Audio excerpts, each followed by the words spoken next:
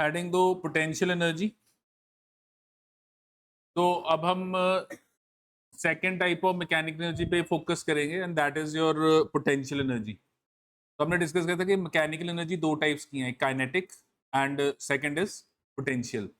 तो what is potential energy? It is the energy possessed by body by virtue of its position in a field of force or by its configuration। तो देखो ये जो potential energy है ये तब आती है जब आप किसी एक पर्टिकुलर फील्ड में बॉडी की पोजीशन को चेंज करते हो। अब किसी पर्टिकुलर फील्ड में, फील्ड का क्या मतलब है? फील्ड का मतलब है एक रीजन, ऐसा रीजन जहां पे कोई फोर्स लग रही है। तो हम यहाँ पे कह रहे हैं कि by virtue of its position in a field of force. तो फील्ड ऑफ फोर्स का क्या मतलब है ये समझना है। फील्ड ऑफ फोर्स, पहले फील्ड फिर फोर्स। फील्ड का मतलब एक region and field of force का मतलब एक ऐसा रीजन जहां पे कोई फोर्स लग रही है।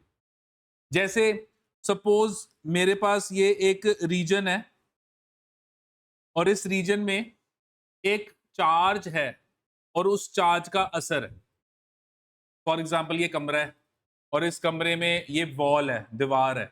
तो ये जो वॉल है इस पूरी दीवार पे पॉजिटिव चार्ज है और अगर इस पूरी वॉल पे, दीवार पे पॉजिटिव चार्ज है तो उस पॉजिटिव चार्ज का इस पूरे कमरे में असर है।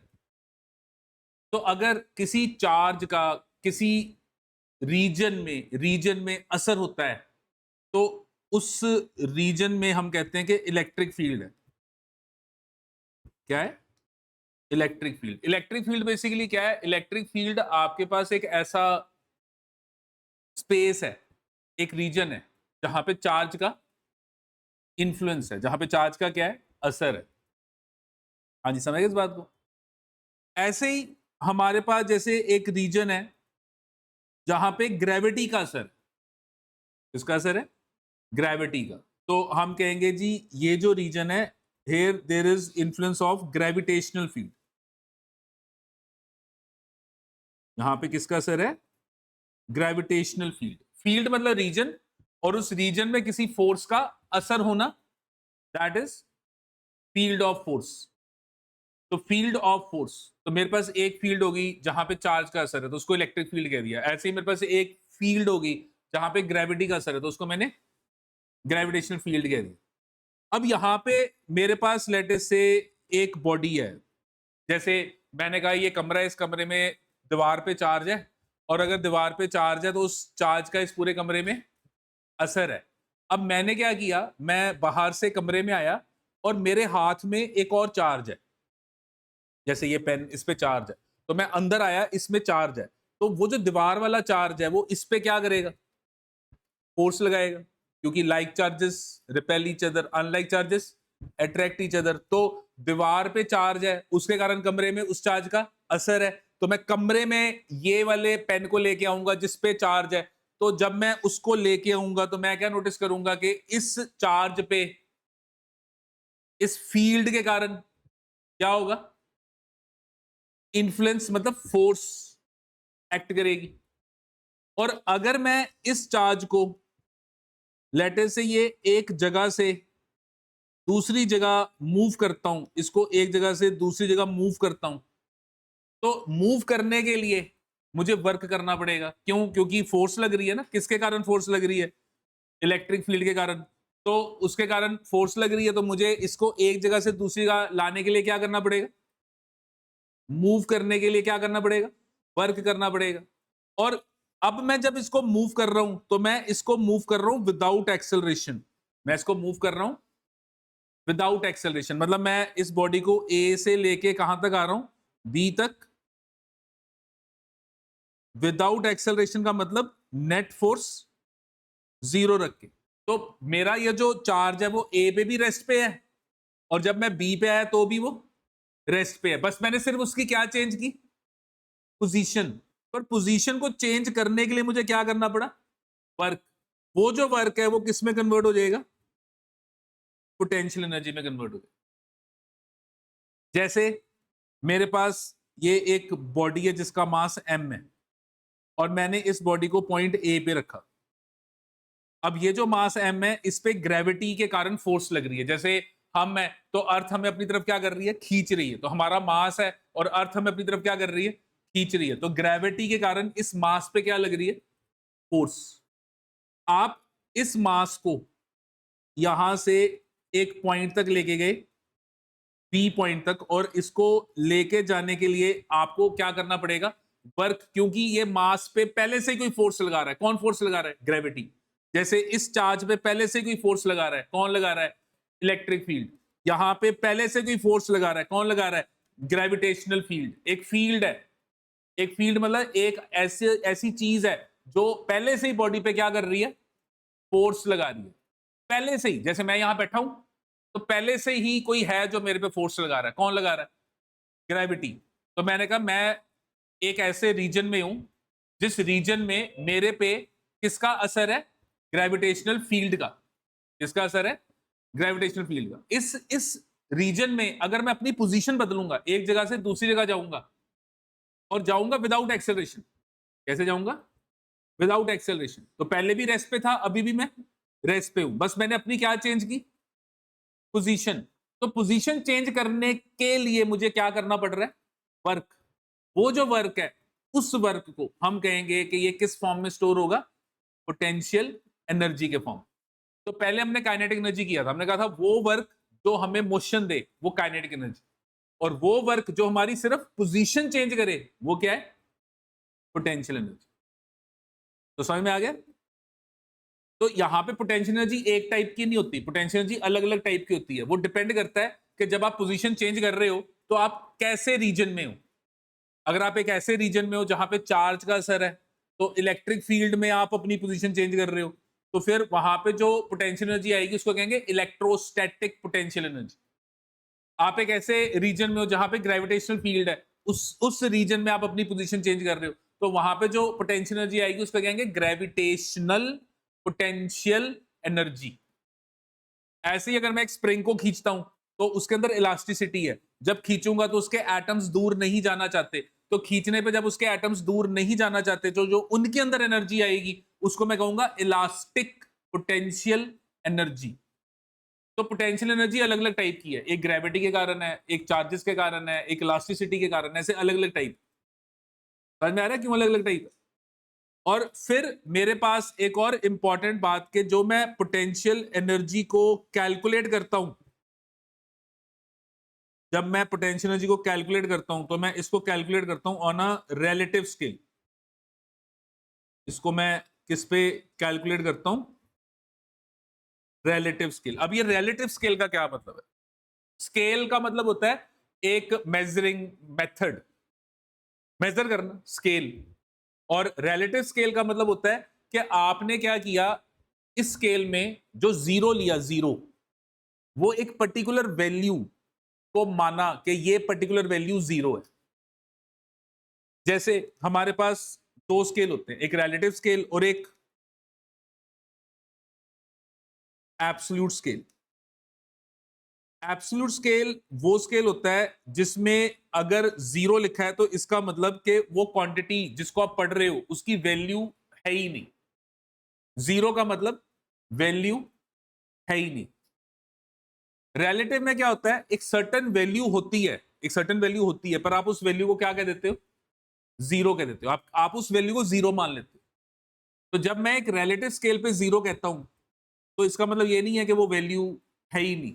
हाँ, एक पर्टिकुलर वैल्यू को मैंने क्या मान लिया, जीरो मान लिया।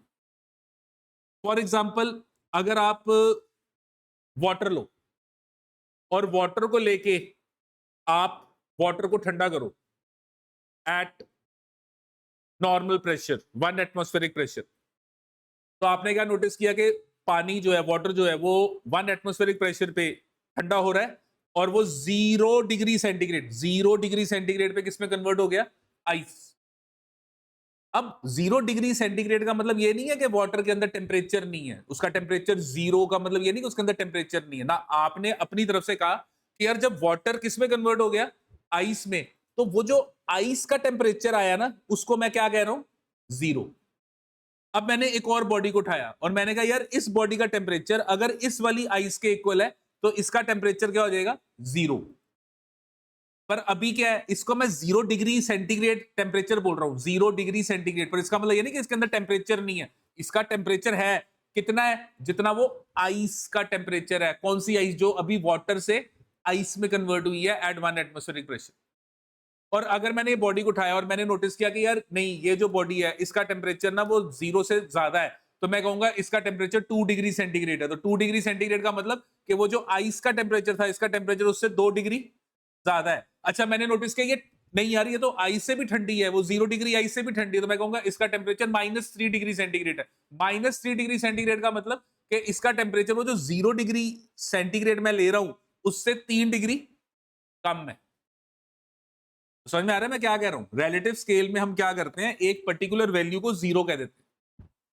और एब्सोल्यूट स्केल में क्या होता है कि जब मैं कहता हूं कि ये वैल्यू 0 है तो वो 0 ही है, मतलब 0 का मतलब वो एग्जिस्ट ही नहीं कर रही, वो क्वांटिटी है ही नहीं एब्सोल्यूट स्केल में। और अगर मैं टेम्परेचर को लेकर बात करूं तो जो केल्विन स्केल है, केल्विन टेम्परेचर में आपने पढ़ा हुआ है, 2 स्केल होते हैं, एक सेंटीग्रेड स्केल और दूसरा केल्विन। जो केल्विन स्केल है वो एब्सोल्यूट स्केल है। अगर मैं आपको कहूंगा कि बेटा इस बॉडी का टेम्परेचर 0 केल्विन है, तो 0 केल्विन का मतलब इसके अंदर बिल्कुल भी हीट नहीं है ही नहीं, हीट ही नहीं है, 0 हीट, टेम्परेचर है ही नहीं। तो 0 केल्विन का मतलब टेम्परेचर है ही नहीं, तो कभी भी टेम्परेचर 0 केल्विन से नीचे पॉसिबल ही नहीं। पर जब मैं 0 डिग्री सेंटीग्रेड बोलूंगा तो 0 डिग्री सेंटीग्रेड में टेम्परेचर 0 से नीचे जाएगा, माइनस में भी होगा। तो रिलेटिव स्केल में आप क्या नोटिस करोगे कि रिलेटिव स्केल की जो वैल्यूज हैं, they can be positive, they can be 0 and they can be negative. तो रिलेटिव स्केल में जो टेम्परेचर होता है वो पॉजिटिव हो सकता है, 0 भी हो सकता है और नेगेटिव भी हो सकता है। तो मेरी जो पोटेंशियल एनर्जी मैं निकालता हूं वो पोटेंशियल एनर्जी पॉजिटिव भी हो सकती है, वो पोटेंशियल एनर्जी 0 भी हो सकती है, वो पोटेंशियल एनर्जी नेगेटिव भी हो सकती है। तो जब हम पोटेंशियल एनर्जी निकालते हैं तो उसकी वैल्यू कुछ भी हो सकती है, पॉजिटिव भी हो सकती है, 0 भी हो सकती है और नेगेटिव भी हो सकती है। सिंपल सी बात है कि रिलेटिव में पता क्या होता है, आप एक वैल्यू को 0 मानते हो। रिलेटिव में आप क्या करते हो, एक वैल्यू को 0 मानते हो, वो 0 नहीं होती, आप उसको 0 मानते हो।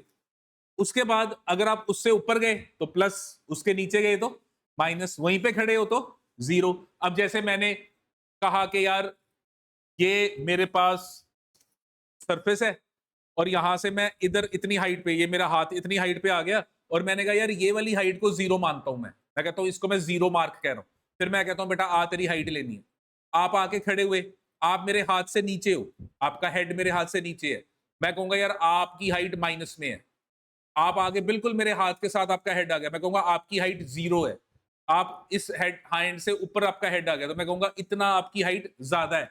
तो मैं क्या कहूंगा कि आपकी हाइट 1 मीटर है, आपकी हाइट -1 मीटर है, आपकी हाइट 0 मीटर है। अब वो हाइट 0 अगर मैं कह रहा हूं तो वो एक्चुअली वो 0 नहीं है, मैंने एक मार्क, एक लेवल को क्या माना है, 0 माना है। मैं उस लेवल से आपको स्टडी करके कह रहा हूं कि उस लेवल के कंपैरेटिवली आपकी ये वैल्यू है। तो समझ में आया रिलेटिव स्केल का क्या मतलब है? तो हम पोटेंशियल एनर्जी को रिलेटिव स्केल में निकालते हैं तो वो प्लस में भी आ सकती है, माइनस में भी आ सकती है और 0 भी आ सकती है। काइनेटिक एनर्जी हमेशा क्या होती है, पॉजिटिव। काइनेटिक एनर्जी हमेशा एब्सोल्यूट स्केल पे आती है। काइनेटिक एनर्जी या 0 होगी या पॉजिटिव होगी, वो कभी नेगेटिव नहीं होगी। सो इसका मतलब हुआ कि हमारे पास पोटेंशियल एनर्जीज जो है वो डिफरेंट टाइप्स की हैं। और एक टाइप हमारे पास जो आ गई वो होगी ग्रेविटेशनल पोटेंशियल एनर्जी, जो अर्थ की ग्रेविटेशनल फोर्स के कारण है। दूसरी जो टाइप है वो हमारे पास आ गई इलास्टिक पोटेंशियल एनर्जी, जो आपके गिवन मटेरियल की इलास्टिसिटी के कारण है।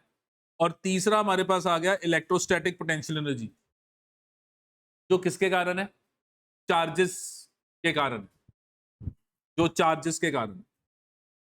और हम इस पर्टिकुलर चैप्टर में +1 में इन दो एनर्जीज पे फोकस करेंगे, कौन सी, gravitational potential energy and elastic potential energy. और ये जो इलेक्ट्रोस्टैटिक पोटेंशियल एनर्जी है इसको हम +2 में स्टडी करेंगे, इसको हम पढ़ेंगे। पर हम इसको कहां स्टडी करेंगे, +2 में, क्योंकि +2 में हम चार्जेस को पढ़ेंगे, मैग्नेट्स को पढ़ेंगे।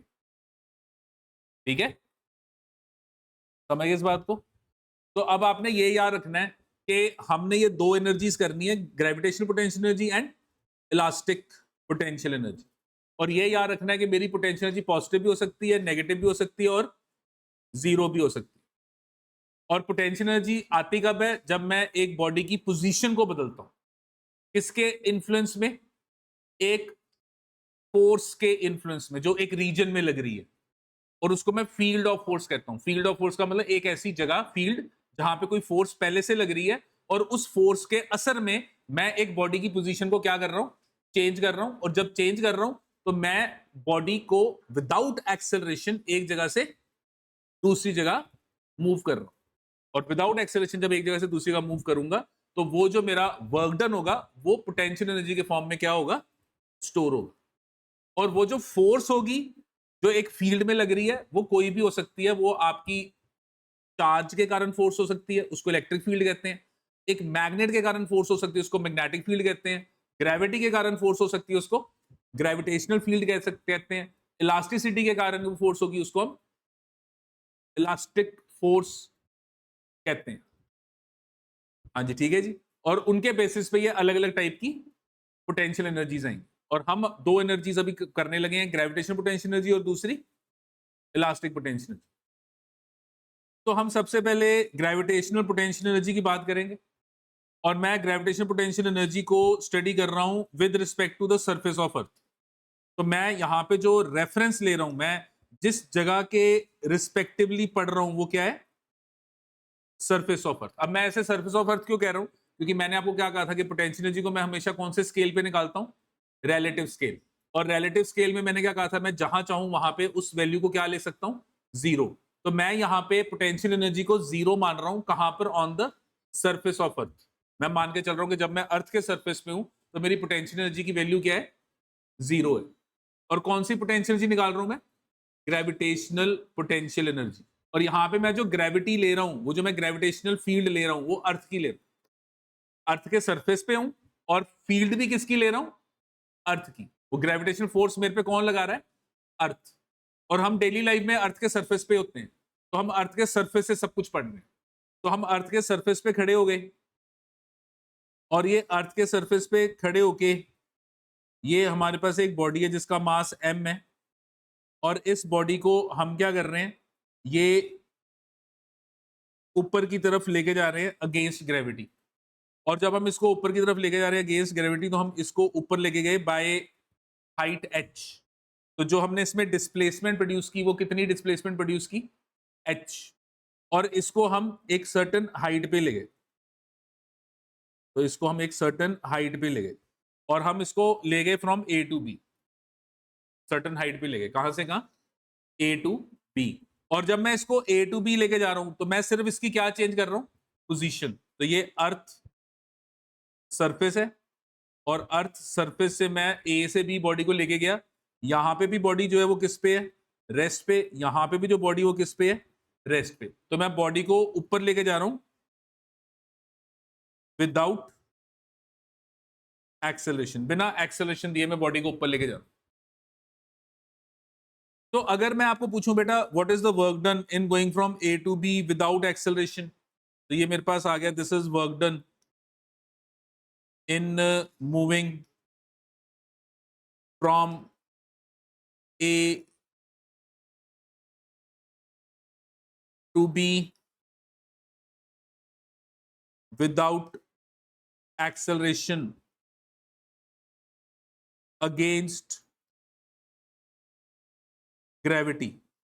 तो मैं मूव कर रहा हूं ग्रेविटी के अगेंस्ट, क्योंकि ग्रेविटी मुझे क्या कर रही है? नीचे खींच रही है। तो अगर आप ध्यान से नोटिस करो तो यहाँ पे ये जो ग्रेविटी है ये आपको नीचे खींच रही है, ये आपके ऊपर ये ग्रेविटेशनल फोर्स लग रही है। अगर आप ध्यान से नोटिस करो तो ये ग्रेविटी आपको नीचे खींच रही है, ये आपको नीचे जाने से क्या कर रही है? रोक रही है। और अगर आप चाहते हो विदाउट एक्सेलरेशन, विदाउट एक्सेलरेशन का क्या मतलब होता है? Net force zero. तो नेट फोर्स जीरो करने के लिए आपको क्या करना पड़ेगा? आपको आपको बॉडी पे एक एक्सटर्नल फोर्स लगानी पड़ेगी। आपको बॉडी पे क्या करनी पड़ेगी? एक्सटर्नल फोर्स लगानी पड़ेगी। और कितनी एक्सटर्नल फोर्स लगानी पड़ेगी?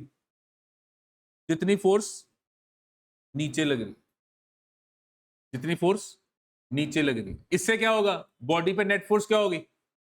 जीरो होगी। तो यहां पे work done in moving a body from A to B against gravity जो मेरा होगा वो क्या होगा? फोर्स इनटू डिस्प्लेसमेंट, और याद है हमने क्या कहा था कि वर्क डन निकालने के दो तरीके हैं, एक एफ डॉट एस कब, जब एफ कांस्टेंट हो, और एक F dot D S integral कब, जब फोर्स वेरिएबल हो। क्या नजर आ रहा है यहाँ पे, फोर्स कांस्टेंट है, वो फोर्स यहाँ पे कांस्टेंट है, तो मेरा वर्क डन जो होगा वो क्या होगा, एक्सटर्नल फोर्स इनटू डिस्प्लेसमेंट। तो ये आ गया external force into displacement into cos zero. External force कितनी है mg, डिस्प्लेसमेंट कितना है h। तो ये जो वर्क डन है, ये जो वर्क डन आ रहा है, ये किसके इक्वल आ गया, mgh। और ये जो वर्क डन है, ये अब सिर्फ देखो पोजीशन बदली है, एक्सेलरेशन तो आई नहीं, मोशन तो आया ही नहीं, काइनेटिक एनर्जी तो आई नहीं, सिर्फ क्या चेंज हुई है, पोजीशन। तो ये जो वर्क डन है जो सिर्फ पोजीशन के चेंज होने के कारण आता है, इसको हम क्या कहते हैं, potential energy, gravitational potential energy. तो this work done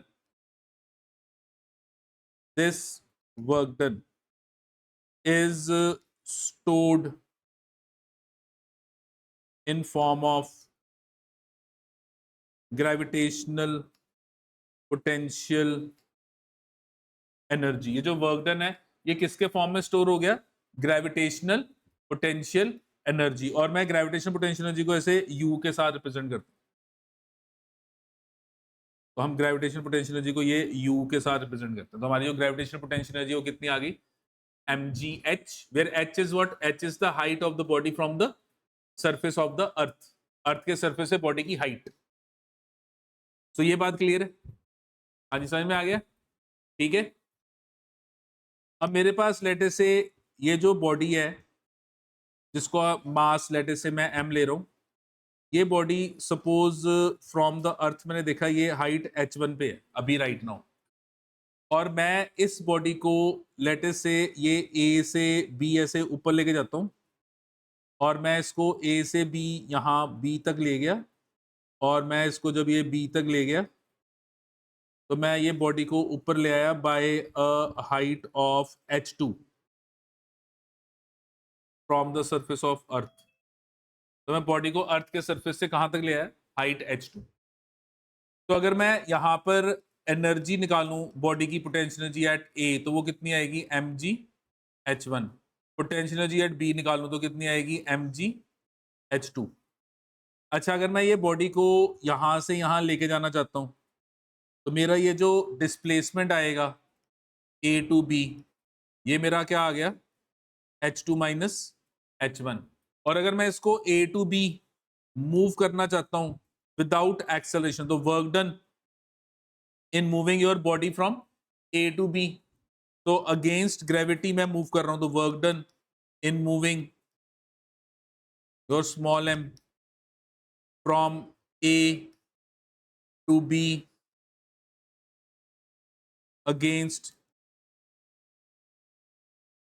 gravity without acceleration. तो ये मेरे पास क्या आएगा, ये मेरे पास आएगा कि फोर्स जो नीचे लग रही है वो कितनी लग रही है mg, और मैं जो ऊपर फोर्स लगा रहा हूँ वो क्या लगा रहा हूँ, एक्सटर्नल फोर्स। नीचे जो फोर्स लग रही है वो mg, मैं जो फोर्स लगा रहा हूँ वो क्या है, एक्सटर्नल फोर्स। और वो एक्सटर्नल फोर्स किसके इक्वल है, mg के।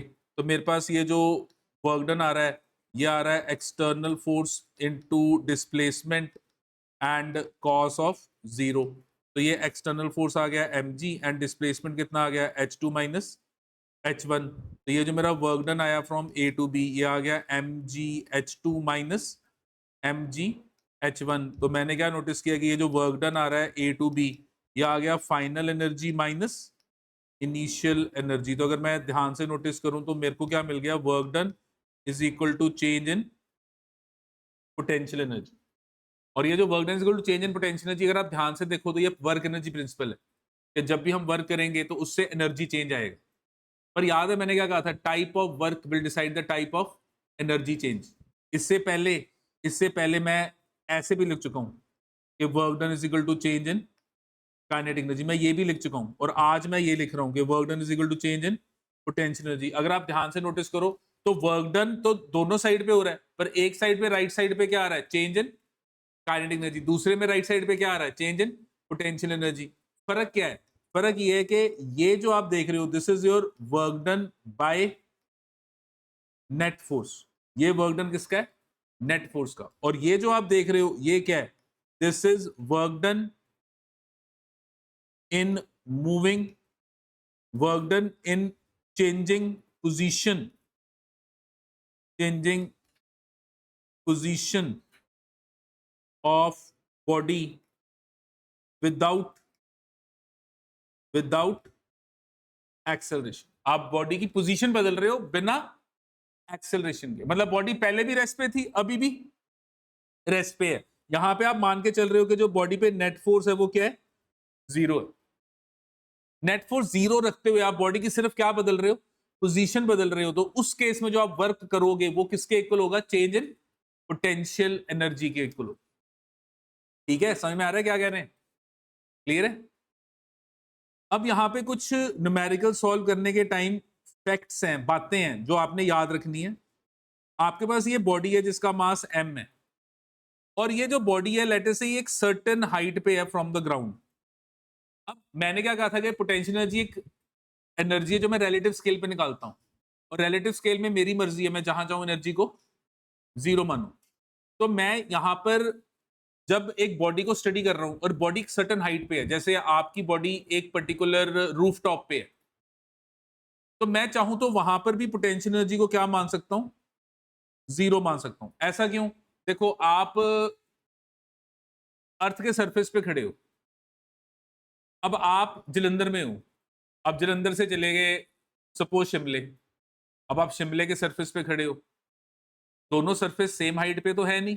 जलंधर प्लेन है, वो माउंटेन है।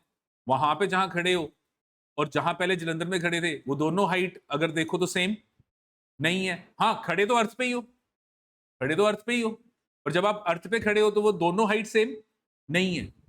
पर आप उधर भी जब खड़े होगे तो कहोगे यहाँ पे पोटेंशियल एनर्जी जीरो है, इधर भी खड़े होगे तो कहोगे यहाँ पे पोटेंशियल एनर्जी जीरो है। तो कहने का मतलब, क्योंकि आप रिलेटिव स्केल पे पढ़ रहे हो, आप कौन से स्केल पे पढ़ रहे हो? रिलेटिव। आप जिधर खड़े हो वहां पे आपने पोटेंशियल एनर्जी को क्या मान लिया? जीरो मान लिया। आपने कहा यार मैं खड़ा हूं, मैं अर्थ पे खड़ा हूं और यहाँ पे पोटेंशियल एनर्जी क्या है? जीरो। तो मैं किसी भी एक सर्टेन जगह पे खड़े होके, किसी भी सर्टेन जगह पे खड़े होके कह सकता हूँ कि यहाँ पे मेरी पोटेंशियल एनर्जी क्या है? जीरो है, क्योंकि वो मैं कैलकुलेटेड रिलेटिव स्केल पे कर रहा हूं। और यहां पे खड़े होके जब मैंने कहा कि मेरी पोटेंशियल जी जीरो है, तो इसमें अब क्या होगा कि यहां से मैंने लेटर से डिसाइड किया कि यार मैंने ना एट सर्टेन हाइट ऊपर जाना है, तो मैं इस बॉडी को सर्टेन हाइट ऊपर ले गया, तो मैं बॉडी को सर्टेन हाइट ऊपर ले गया, और जब मैं ये बॉडी को सर्टेन हाइट ऊपर लेके गया तो I am moving the body up against gravity. तो मैं यहां पे क्या नोटिस कर रहा हूं कि मैं बॉडी को ऊपर लेके जा रहा हूं, और जब मैं बॉडी को ऊपर लेके जा रहा हूं तो I am moving against gravity. मैं ग्रेविटी के अगेंस्ट मूव कर रहा हूं, तो we are moving against gravity. तो अगर मैं अगेंस्ट ग्रेविटी मूव करूंगा तो मेरी जो पोटेंशियल एनर्जी आएगी, और मैं लेटर से ये h हाइट ऊपर जा रहा हूं, तो मेरी जो पोटेंशियल एनर्जी यहां पे आएगी वो कितनी आएगी? mgh। अभी निकाल के हटे हो आप, वो कितनी आएगी? mgh।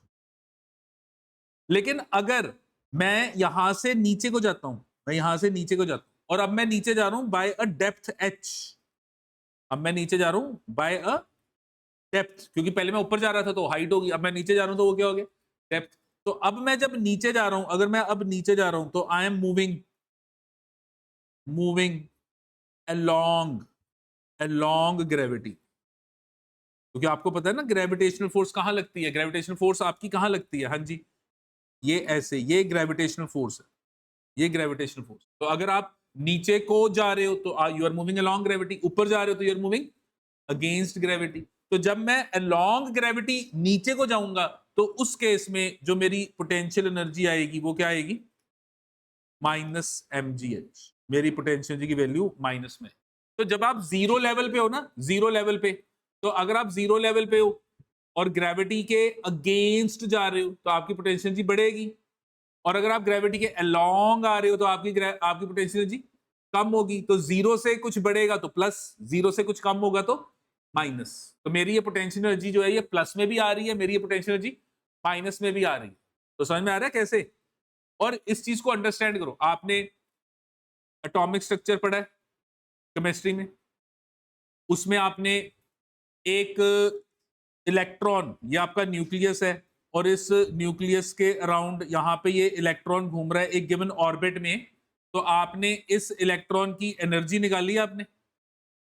हाँ जी, एक गिवन ऑर्बिट में इसकी एनर्जी निकाली है, कितनी निकाली है?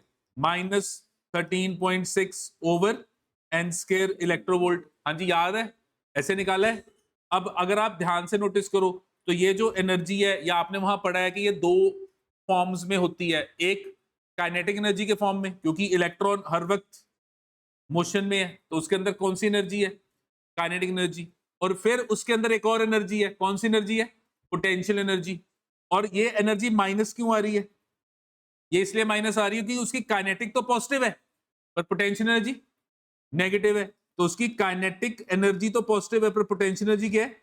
नेगेटिव है। और दोनों को ऐड करके आपकी ये टोटल एनर्जी आ रही है, और ये जो टोटल एनर्जी है ऐड करके किस में आ रही है? माइनस में आ रही है। तो पोटेंशियल एनर्जी आपके एटम में भी क्या है? माइनस है।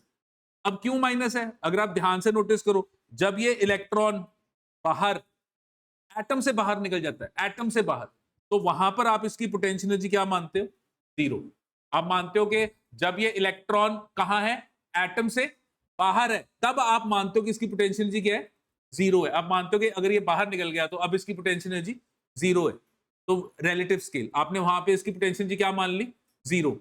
अच्छा, अगर मैं इसको अंदर लेके आऊंगा तो ये न्यूक्लियस के असर में आएगा। किसके असर में आएगा?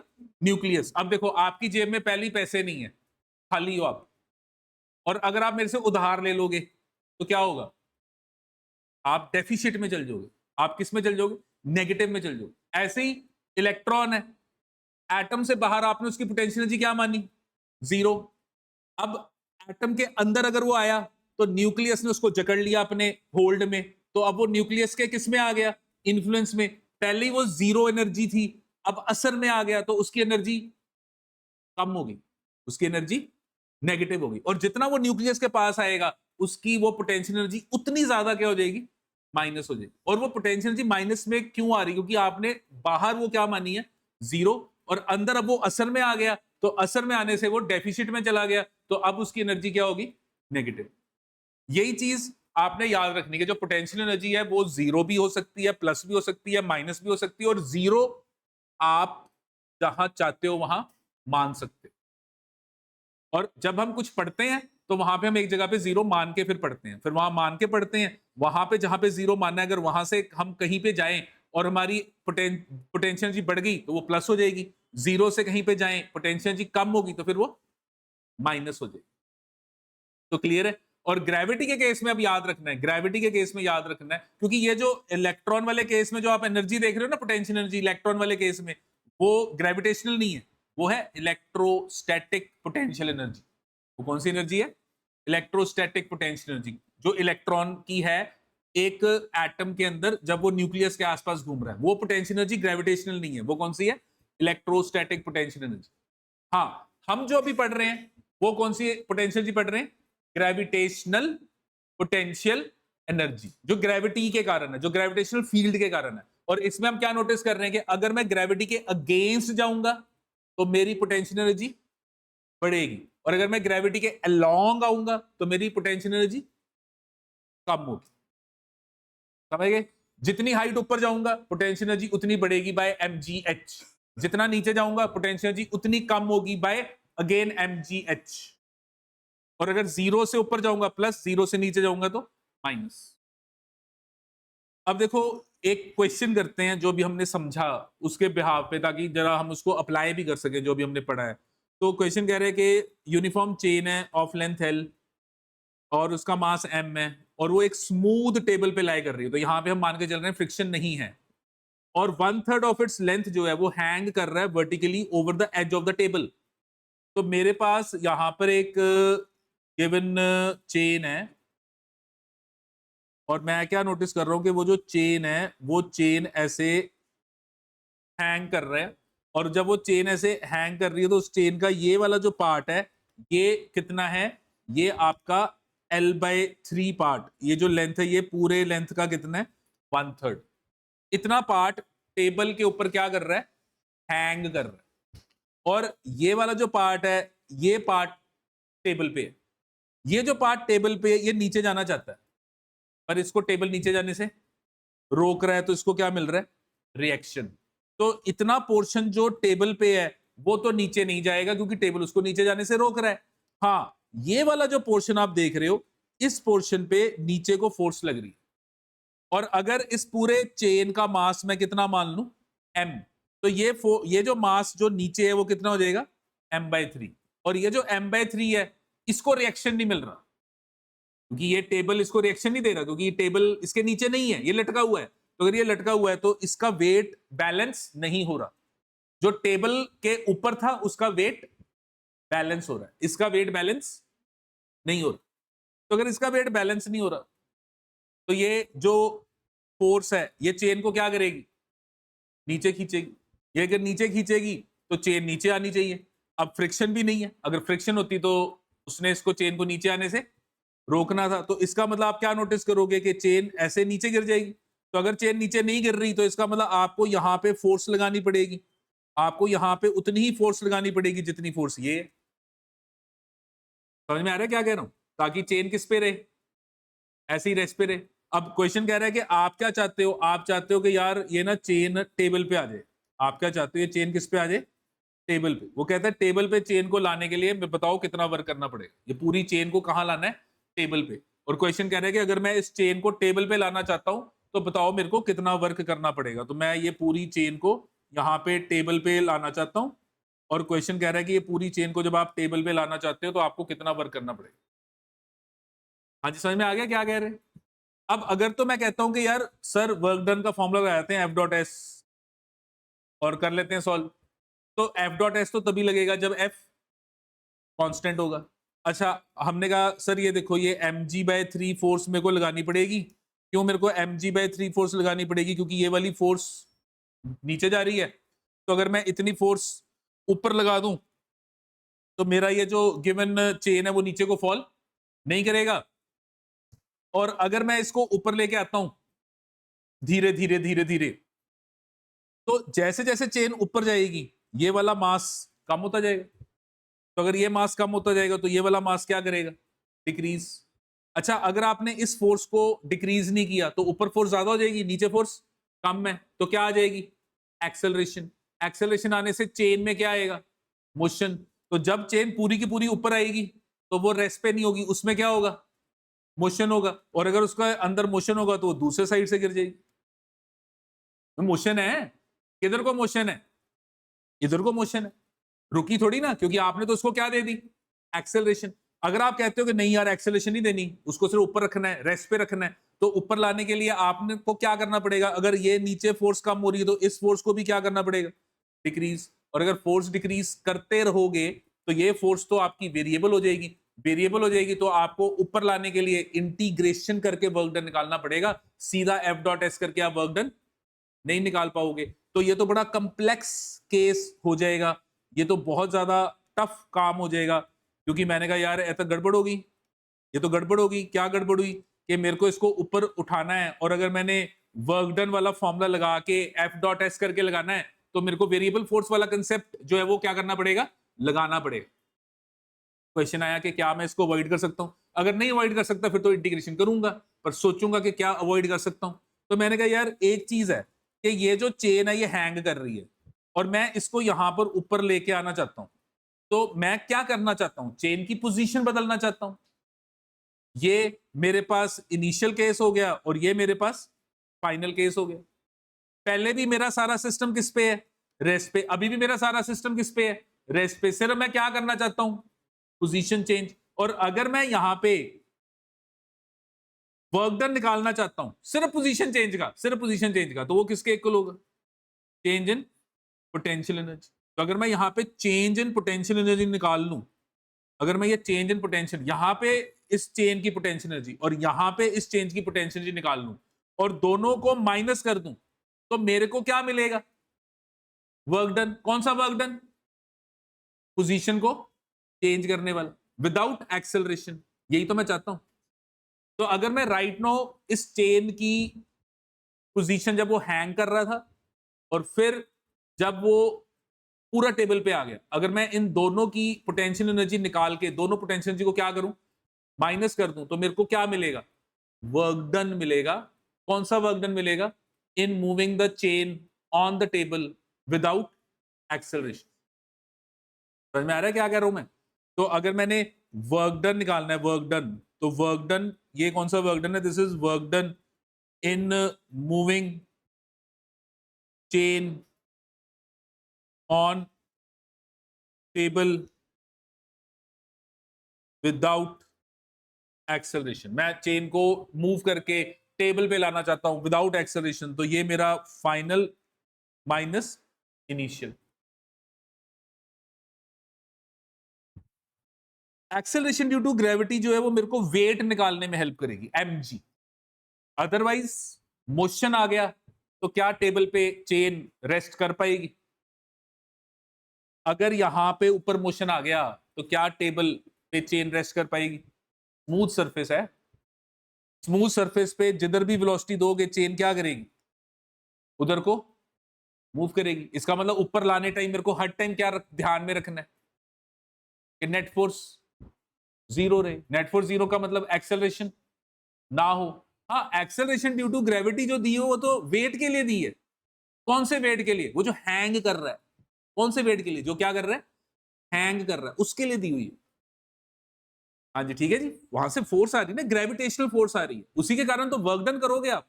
किसके कारण वर्क डन करोगे? ग्रेविटेशनल फोर्स के अगेंस्ट चेन को ऊपर लाना है। अब यहां पर एक चीज का थोड़ा ध्यान रखना, मेरे पास लेटे से ये अर्थ है और यहां पर ये बॉडी है, इस बॉडी का मास m है, और ये जो बॉडी है इस बॉडी की अर्थ से हाइट h है, और मुझे कोई कहता है कि यहां पे पोटेंशियल एनर्जी निकालो, तो मैं कहूंगा जी ये पोटेंशियल एनर्जी कितनी आ गई, mgh। लेकिन अगर बाय चांस मेरे को ये ऐसे दिया हुआ कि ये बॉडी, इसका मास m है और ये अर्थ है, और यहां से ये जो जगह है ये हाइट h है, और ये जो बॉडी आप देख रहे हो इस बॉडी की जो लेंथ है वो l है, और मुझे अब एग्जामिनर कहता है कि पोटेंशियल एनर्जी निकालो बॉडी की। दोनों में आपको कुछ फर्क नजर आ रहा है? कुछ फर्क नजर आ रहा है दोनों में? फर्क ये है कि जो पहला केस है उसमें बॉडी का साइज मैटर नहीं कर रहा, दूसरे केस में बॉडी का साइज आप इग्नोर नहीं कर सकते। क्यों? अगर आप कहते हो कि सर हम इसकी एनर्जी mgh ले लेते हैं, तो आप तो मान रहे हो कि सारा मास यहाँ है, और अगर आप कहते हो नहीं नहीं सर हम इसकी जो पोटेंशियल एनर्जी वो mgh प्लस l ले लेते हैं, तो यार ये तो सारा मास यहाँ है। ऐसे थोड़ी ना, मास तो ऊपर से लेके नीचे तक है। तो अब प्रॉब्लम आई कि मैं मास को कहां लूंगा, मास को कहां, क्योंकि मास तो यहां से शुरू होके ये नीचे तक जा रहा है, कहां लूंगा? तो अब यहां पर ना एक बात निकली कि अभी तक हम जितनी बॉडीज पढ़ रहे थे उनके साइज को हमने कंसिडर नहीं किया, हमने हमेशा उनको क्या माना, पॉइंट ऑब्जेक्ट। लेकिन अगर कभी मेरे पास एक बिग साइज बॉडी आ गई, एक बिग साइज की बॉडी आ गई जिसके साइज को मैं इग्नोर नहीं कर सकता, तो उसको हम कहते हैं एक्सटेंडेड। उसको क्या कहते हैं? Extended object. उसको हम कहते हैं कि यार ये बिग साइज ऑब्जेक्ट है, एक्सटेंडेड ऑब्जेक्ट। अब अगर मैं एक्सटेंडेड ऑब्जेक्ट को एक पॉइंट से रिप्रेजेंट करना चाहता हूं, मैं एक्सटेंडेड ऑब्जेक्ट को किसके साथ रिप्रेजेंट करना चाहता हूं? एक पॉइंट से। मैं चाहता हूं कि यार ये ऑब्जेक्ट को ना मैं एक पॉइंट से रिप्रेजेंट करूं, तो उस पॉइंट से रिप्रेजेंट करने के लिए मैं उस ऑब्जेक्ट का निकालता हूं सेंटर ऑफ मास।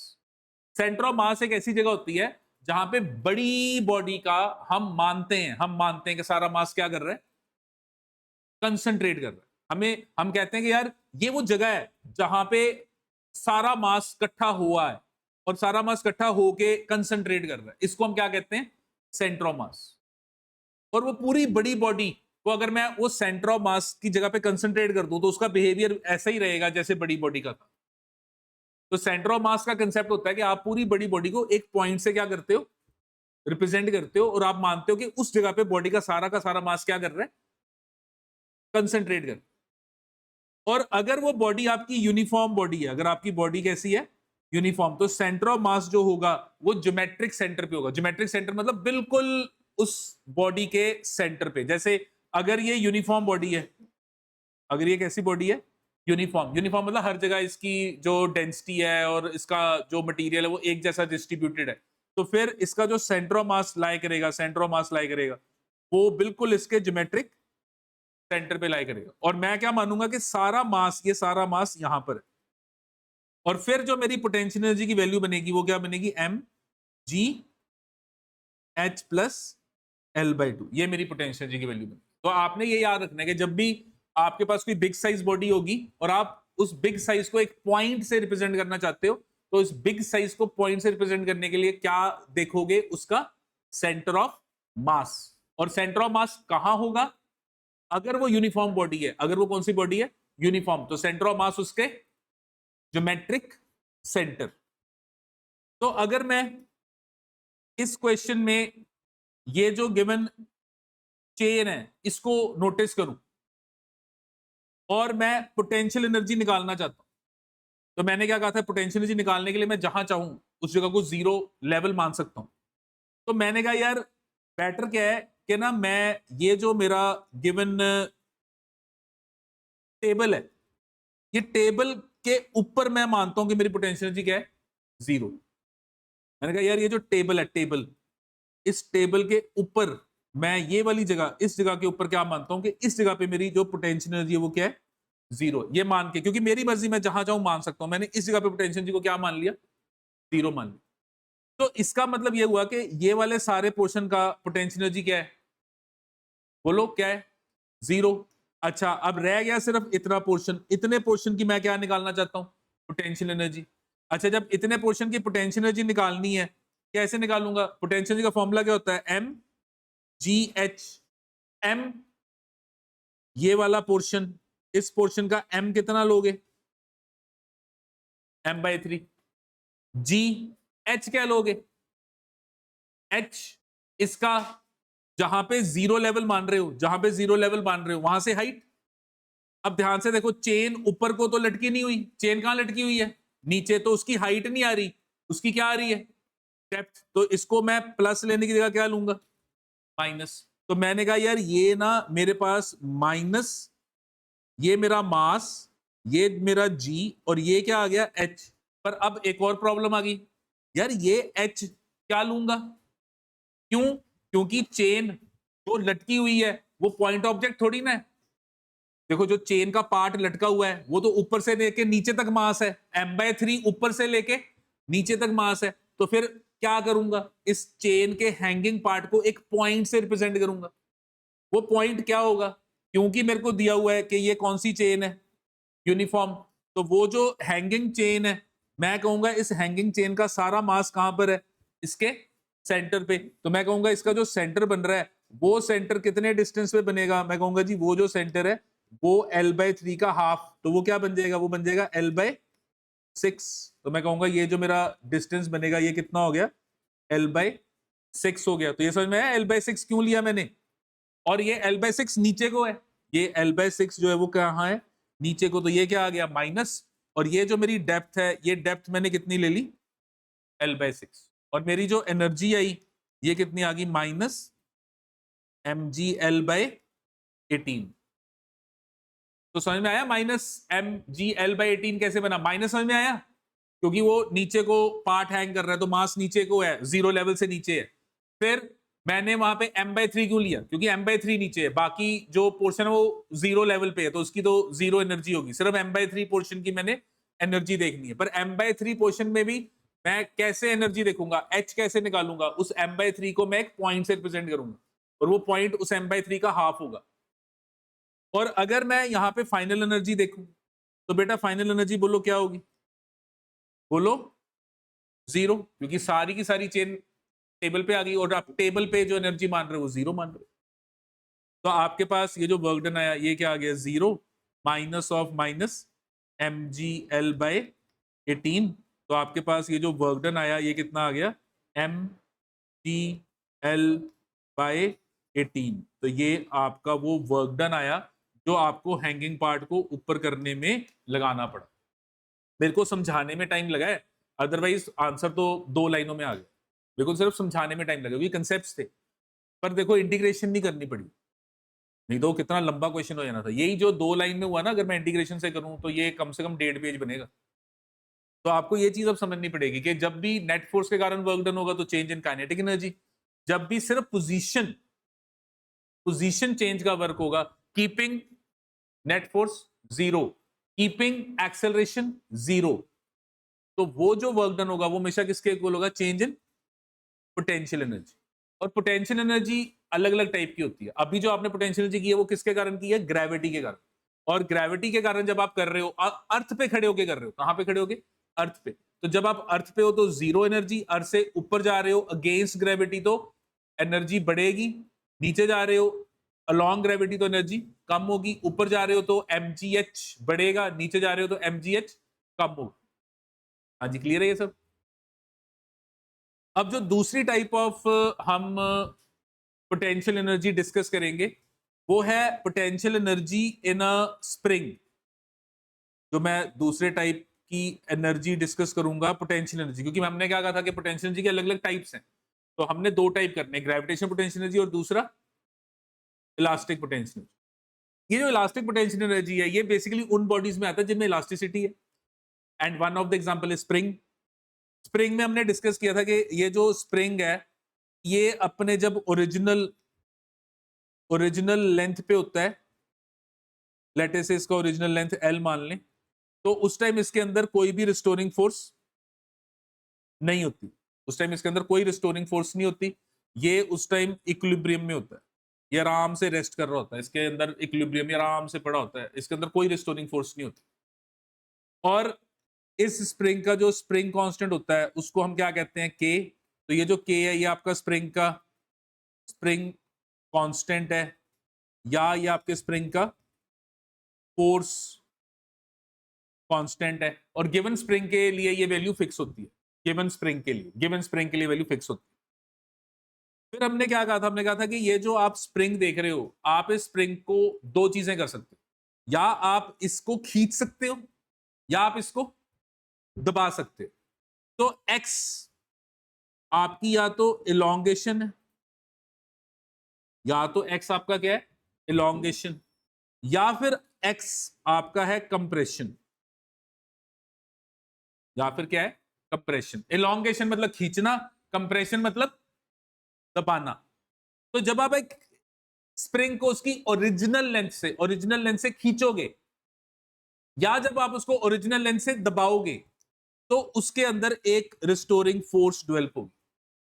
वो रिस्टोरिंग फोर्स जो एक्स है उसके प्रोपोर्शनल होगी, जितना ज्यादा एक्स होगा रिस्टोरिंग फोर्स भी उतनी ज्यादा होगी। और जब आप प्रोपोर्शनलिटी हटाओगे तो ये स्प्रिंग कांस्टेंट आएगा, जो कि के कांस्टेंट रहेगा, खींचने दबाने पे के की वैल्यू चेंज नहीं होगी, चाहे खींचो चाहे दबाओ, के विल रिमेन सेम। और ये जो फोर्स आएगी, ये जो मैं माइनस लिख रहा हूं, ये मेरे को ये बता रहा है कि जिधर को भी मैं एक्स लेके आऊंगा फोर्स उसके ऑपोजिट आएगी। अगर मैं इलोंगेशन करूंगा तो फोर्स इलोंगेशन के ऑपोजिट आएगी, अगर कंप्रेशन करूंगा तो फोर्स कंप्रेशन के ऑपोजिट आएगी। तो मैं यहां पे क्या नोटिस कर रहा हूं? मैं यहां पे नोटिस कर रहा हूं कि मेरे पास लेटे से ये एक हॉरिजॉन्टल स्प्रिंग है, और ये राइट नो अपने ओरिजिनल लेंथ पे है, अभी राइट नो ये अपने ओरिजिनल लेंथ पे है, तो इसके अंदर अभी कोई रिस्टोरिंग फोर्स नहीं लग रही। ये मेरे एक ब्लॉक के साथ मैंने इसको कनेक्ट किया हुआ है, और अभी राइट नो ये मेरी इक्विलिब्रियम पोजीशन है, अभी इस पे कोई फोर्स नहीं लग रही, तो ये मेरा स्प्रिंग अपने ओरिजिनल लेंथ पे है। तो मैं नोटिस कर रहा हूं कि जो स्प्रिंग है it is in its original length, तो अभी ये ओरिजिनल लेंथ पे, तो इसके अंदर इक्विलिब्रियम है। इक्विलिब्रियम मतलब कोई फोर्स नहीं लगी, आराम से ये सारा सिस्टम पड़ा हुआ। मैंने क्या किया? मैंने ये जो गिवन स्प्रिंग है इसको खींचा, ब्लॉक को मैंने आगे की तरफ मैंने ये ब्लॉक को आगे की तरफ डिस्प्लेस किया, ब्लॉक को मैंने आगे की तरफ मूव किया, तो मैंने स्प्रिंग को खींचा, तो मैं स्प्रिंग के अंदर क्या लेके आया? हाँ जी बोलो, क्या लेके आया? इलोंगेशन। क्या लेके आया? इलोंगेशन। तो मैंने इसके अंदर इलोंगेशन प्रोड्यूस की, तो मैंने इसको आगे की तरफ खींचा, मैंने इस ब्लॉक को आगे की तरफ खींचा, और मैं इसको आगे लेके गया बाय एक्स। तो जब मैं इसको आगे लेके गया बाय एक्स, तो मैंने क्या नोटिस किया कि स्प्रिंग के अंदर क्या जनरेट हुई? एक रिस्टोरिंग फोर्स, और वो जो रिस्टोरिंग फोर्स जनरेट हुई वो होगी एफ। और ये जो एफ है ये जो F है ये किसके इक्वल है, माइनस के एक्स, और माइनस सिर्फ इसलिए बताने के लिए कि जिधर को x किया है F उसके ऑपोजिट। समझ में आ रहा है क्या कह रहे हैं? और ऐसे ही अगर मैं ये जो गिवन मेरे पास स्प्रिंग है, अगर मैं ये ब्लॉक को ऐसे इधर को अंदर की तरफ लेके आऊं और अंदर की तरफ लेके आऊं और मैं ये स्प्रिंग को दबा दूं, तो मैंने ये ब्लॉक को ऐसे अंदर की तरफ मूव किया और मैंने ये स्प्रिंग को दबा दिया। तो जब मैंने स्प्रिंग को दबाया तो मैंने क्या किया, मैंने जो डिस्प्लेसमेंट प्रोड्यूस की वो ये एक्स डिस्प्लेसमेंट प्रोड्यूस की, और मैं जो डिस्प्लेसमेंट ला रहा हूं वो इक्विलिब्रियम पोजीशन से ला रहा हूं। कहां से ला रहा हूं, इक्विलिब्रियम पोजीशन। तो मैं क्या नोटिस करूंगा कि जब ये ऐसे दब जाएगा तो दबने पे इसके अंदर क्या आएगी, रिस्टोरिंग फोर्स, और वो जो रिस्टोरिंग फोर्स आएगी वो रिस्टोरिंग फोर्स आपके इस स्प्रिंग ब्लॉक को पुश करेगी कि दोबारा कहां पे आए, इक्विलिब्रियम पे आ जाए। मतलब फोर्स हमेशा ब्लॉक को कहां लाके लेके आना चाहती है, इक्विलिब्रियम पे। आप जिधर भी डिस्प्लेसमेंट करोगे ब्लॉक का, फोर्स उसके ऑपोजिट लगेगी। आज समझ में आ रहा है क्या कह रहे हैं? और यहां पे आपको अब क्या करना पड़ रहा है, स्प्रिंग पे वर्क करना पड़ रहा है।